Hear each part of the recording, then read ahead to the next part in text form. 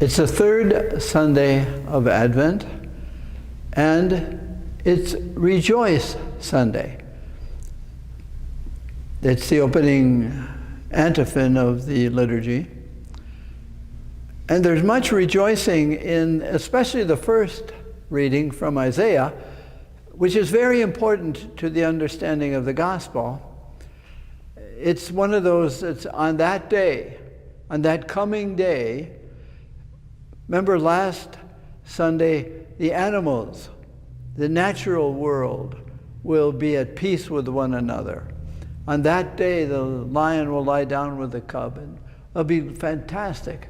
Well, in this on that day, the deaf will be able to hear, and the blind will see, and the cripple will walk, and it's going to be a great day for rejoicing on that day. There's going to be healing and peace in the new kingdom of God. So remember that as you read or listen to the gospel today, because Matthew has John at the main viewpoint, but he's in prison. And why is he in prison? Because he's violating the Jewish laws, but he's a prophet. 2, so we saw him baptizing last week.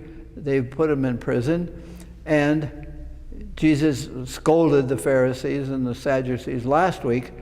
So they're all around there, and John the Baptist sends his disciples to talk to Jesus. Are you the one who is to come? And Jesus says, go and tell John what you hear and what you see. The deaf will hear, the blind will see. The poor have the gospel preached to them. Go and tell them that. So they say, okay. So they're on their way.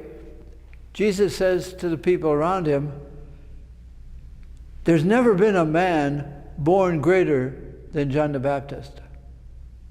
But even greater are the ones who believed in my coming. I am the completion.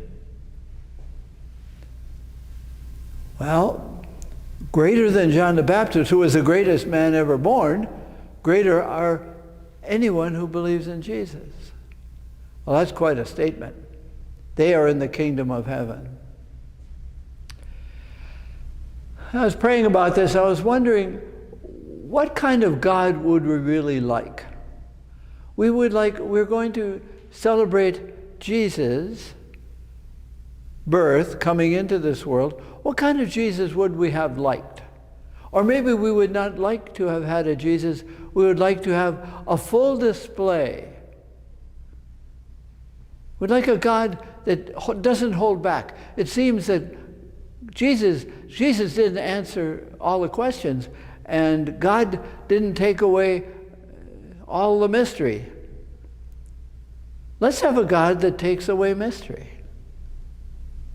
How would you like that? And maybe it's a good thing in during these weeks of Advent, what kind of God would you really like? I'm going to have a meeting with students tonight, and the first question is just a discussion group, and I'm going to ask them, what, of all the things in the world, what would you personally like for Christmas? One thing. Not peace in the world and end of cancer and everything. What one thing would you like? And every one thing they would like, they know they would want more. They would want something better in time. So Jesus comes into our world as a gift, and we say, well, that's nice, but we'd always like more. We would like to be like John the Baptist, perhaps, that we have signs. Tell him what you see and what you hear, then he'll know that I'm the Messiah. Does he believe or does he know? No, he knows because he has heard and seen. But greater than that are those who live by faith. Do you want a God that asks you to live by faith? Yes and no. It's very interesting to me how people want to figure each other out. As soon as you figure somebody out, they're going to be boring. We love mystery. We love you, not all the time, of course, but mystery is inviting. Our minds are set up for reaching, wanting, exploring. We love mystery, but not all the time. We would like to see signs. Yes, we'd like to see the deaf hear and the blind see and the crippled leap around. Then we say, yeah, then there is a God. We don't have that.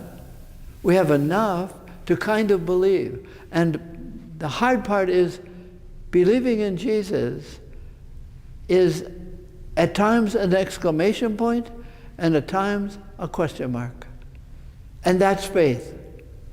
Living with the question marks. Wanting more. More, please. More signs. But I don't want signs that will take away mystery. I don't want you, God, to be boring. I don't want myself to be boring. I don't want to know myself completely. And then they call this Rejoice. Rejoice Sunday, because we're asked to be like the greater people in the kingdom that are not like John, who saw and believed. We don't see enough. We don't hear enough. There's nothing that can totally convince us. But there are those things that invite us to keep reaching, questioning, to have questions. That should be a cause for rejoicing. That the questions ask us to be alert and open and watchful. We can rejoice in that. We can rejoice that there's more in living by faith than by just living, just enduring. So it's a Rejoice Sunday that there is a God that comes to us in just the right way. Comes as a baby. Comes in mystery. Is that enough? Yeah. It's enough to keep me on the journey for one more week, one more day. Yes, it's enough. I will try to live rejoicing as I am a little upset at God that He doesn't give me all the answers, when in fact, all the answers would not complete us. Rejoice. Keep watching. Jesus is being born as an invitation.